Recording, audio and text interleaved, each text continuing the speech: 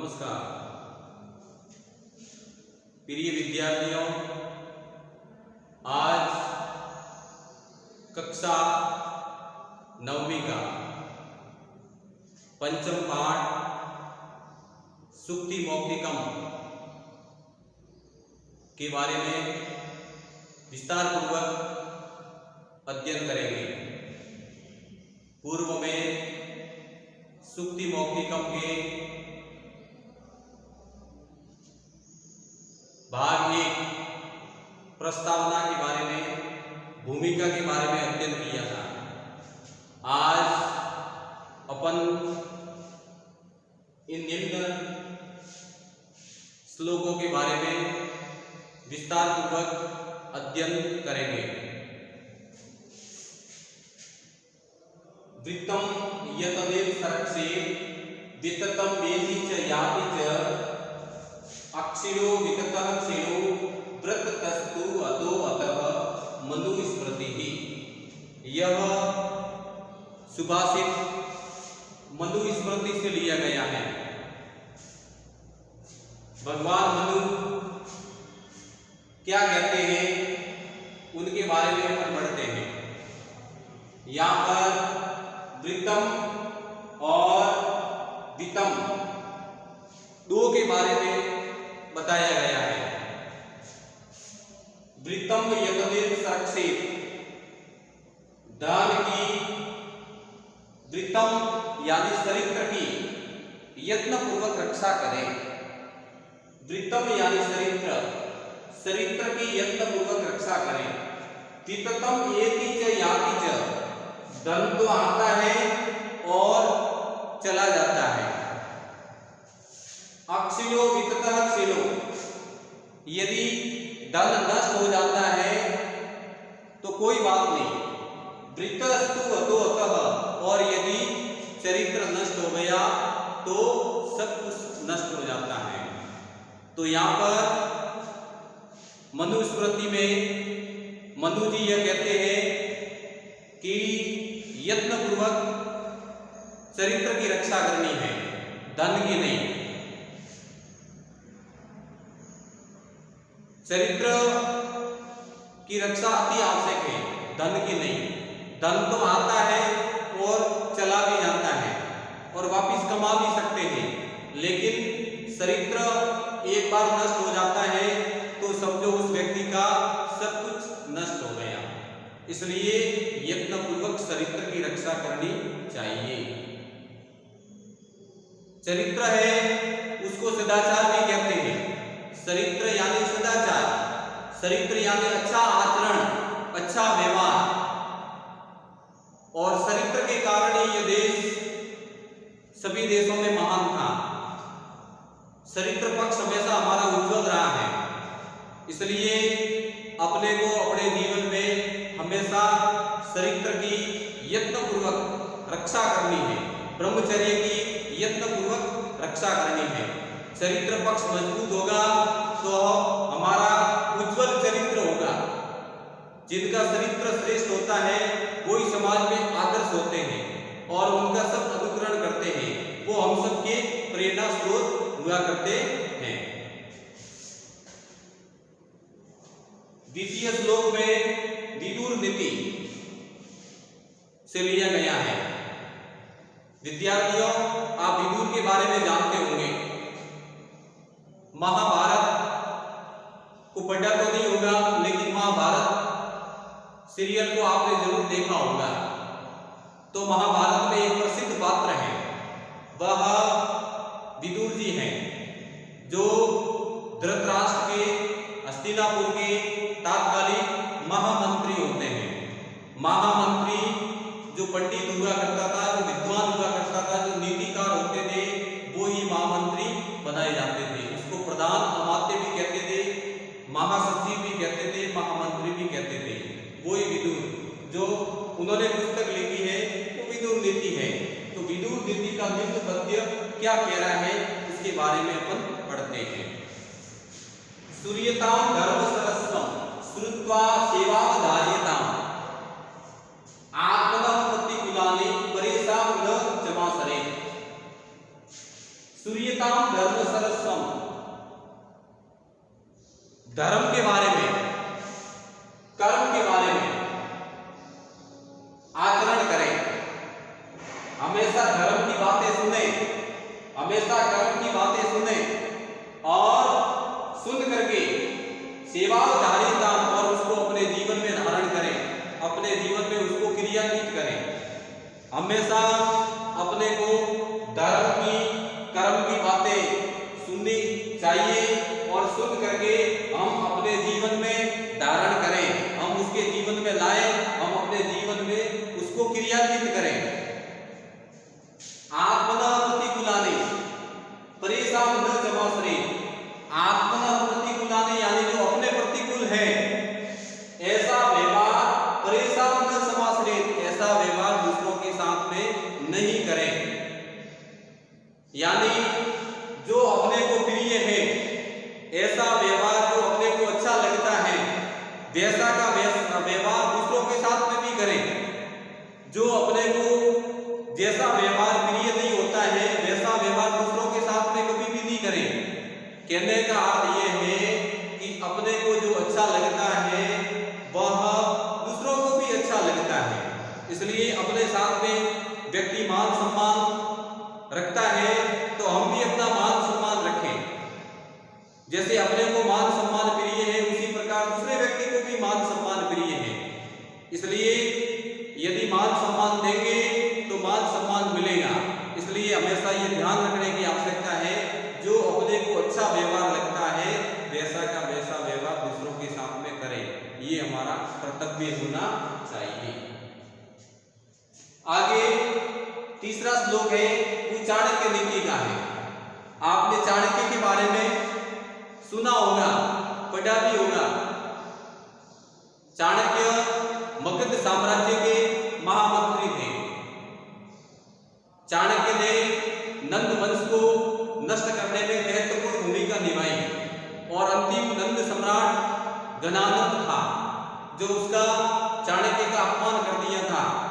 इसलिए चाणक्य ने उसका बदला लेने के लिए चंद्रगुप्त विक्रमादित्य को, चंद्रगुप्त मौर्य को राजा बनाया और फिर नंद वंश को समूल नष्ट कर दिया। चाणक्य जिसको कौटिल्य भी कहते हैं, चाणक्य जिसको विष्णुगुप्त भी कहते हैं, चाणक्य ने पुस्तक लिखी उसको चाणक्य नीति कहते हैं। चाणक्य की अर्थशास्त्र नामक पुस्तक भी उन्होंने लिखी थी। तो चाणक्य जी क्या कहते हैं, प्रिय वाक्य प्रकारेण सर्वे दुष्यन्ति जन्तवः तस्मात् ते वक्तव्यं वचने कादरीदत्ता। प्रिय वाक्य बोलने से, प्रिय वाक्य प्रकारेण यानी प्रिय वाक्य बोलने से सर्वे दुष्यन्ति जन्तवः सभी प्राणी खुश हो जाते हैं। तस्मात् ते वक्तव्यं इसलिए हमेशा प्रिय बोले और प्रिय वाक्य बोलने में कभी भी कंजूसी नहीं बरते। चाणक्य जी ये कहते हैं कि हमेशा प्रिय बोले, सत्य बोले और मीठी वाणी का प्रयोग करें। कबीरदास जी ने भी कहा है ऐसी वाणी बोलिए मन का आपा खोए और अंत को शीतल करे आपे शीतल होए। इसलिए प्रिय बोले और सत्य भी हो, कड़वी नहीं हो, मीठी हो, मधुर हो। इस प्रकार की वाणी को बोलने से, इस प्रकार की वाणी का व्यवहार करने से सब प्राणी खुश हो जाएंगे, क्योंकि सबको अच्छी आवाज प्रिय लगती है। कोयल की आवाज आती है, कोयल बोलती है तो सब कान लगा के बैठ गए, सब सुनते हैं। क्यों? क्योंकि उनकी मधुर आवाज हुआ करती है। इसलिए मधुर आवाज जो है, प्रिय जो बात है वो सबको अच्छी लगती है। इसलिए हमेशा प्रिय वाणी का ही प्रयोग करना चाहिए। और वचनों में प्रिय वाक्य बोलने में, प्रिय वाणी बोलने में दरिद्रता नहीं बरते, कंजूसी नहीं बरते। यूं नहीं है कि प्रिय वाणी बोलने से कुछ कम हो जाएगा, अपितु प्रिय वाणी बोलने से आपका प्रचार होगा, आपका व्यवहार बढ़ेगा, आपकी मित्रता बढ़ेगी, सब आपके संबंधी बन जाएंगे। इसलिए हमेशा अपने जीवन में प्रिय वाणी बोलने की जरूरत है। चौथा श्लोक जो है वो सुभाषित रत्न भंडागारम से लिया गया है। सुभाषित रत्न, जो सुभाषित है वो रत्न रूपी सुभाषित और उनका भंडार इस नाम की पुस्तक है जिसको कहते हैं सुभाषित रत्न भंडागारम नामक पुस्तक से लिया गया है। इसके अंदर पिबन्ति नद्यः स्वमेव नाम्नः स्वयं खादन्ति फलानि वृक्षाः स्वयं खादन्ति फलानि वृक्षाः न अदन्ति सत्यं खलु बालिकाः परोपकाराय सतां विभूतयः। हमेशा नदियां परोपकार के लिए बहती हैं।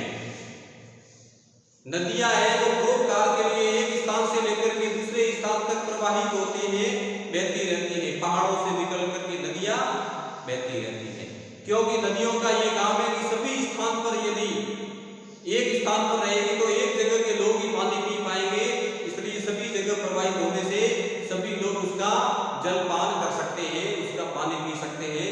इसलिए नदियां हमेशा परोपकार के लिए ही बहती हैं। इसमें परोपकार की बातें बताई है, दूसरों की भलाई की बात बताई गई है कि हमेशा दूसरों की भलाई किस प्रकार से होती है और दूसरों की भलाई के लिए कौन कौन परोपकार के काम में लगे हुए हैं। स्वयं खादन्ति, स्वयं न खादन्ति फलानि वृक्षाः। वृक्ष जो होते हैं वो स्वयं फल नहीं खाते हैं। आपको पता ही है वृक्ष बहुत ही हमारे उपकारक होते हैं, फल देते हैं, फूल देते हैं, छाया देते हैं, प्राणवायु देते हैं, लकड़ी ईंधन के रूप में इनका प्रयोग किया जाता है, खाद के रूप में पत्तियों का भी उपयोग होता है, फूल इत्यादि भी होते हैं जो देवी देवताओं को चढ़ाए जाते हैं। तो वृक्ष का अंग प्रति अंग काम में आता है, इसलिए वृक्ष परोपकार के लिए ही हमेशा फल देते हैं। वृक्ष खुद फल न खा करके परोपकार के लिए फल खिलाते हैं। जिस प्रकार से वृक्ष के फूल लगता है, फूल से फल बनता है और फल बनने के बाद पकता है तो उसकी डालियां नीचे झुक जाती हैं, और जब नीचे झुकने का मतलब है कि कोई भी व्यक्ति इसको प्राप्त कर सकते हैं, पशु पक्षी है, कोई भी प्राणी है उसको तोड़ करके खा सकता है। और यदि इसके उपरांत भी कोई नहीं खाते हैं तो डाली जो होती है फल जब पूरा पक जाता है तो उसको छोड़ देती है, ताकि वो फल जमीन के ऊपर गिर जाता है तो कीट है, पतंगे हैं इत्यादि भी उसको खा करके अपनी उदर पूर्ति कर सकते हैं। नादन्ति सस्यम खलु बालिकाः। बादल जो है वो पानी पिलाते हैं और बादल से ही वर्षा होती है और बादल से ही धन धान्य उत्पन्न होता है, इसलिए नदन्ति सस्यम खलु बालिकाः। बादल भी परोपकार के काम में लगे हुए होते हैं, वर्षा करते हैं और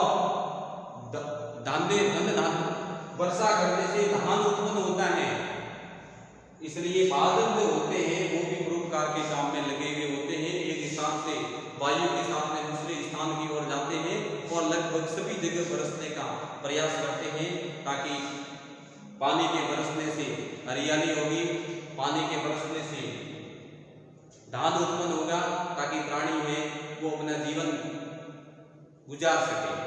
इसलिए बादल जो होते हैं वो स्वयं धान न खा करके परोपकार के लिए पानी बरसते रहते हैं। परोपकाराय सतां विभूतयः।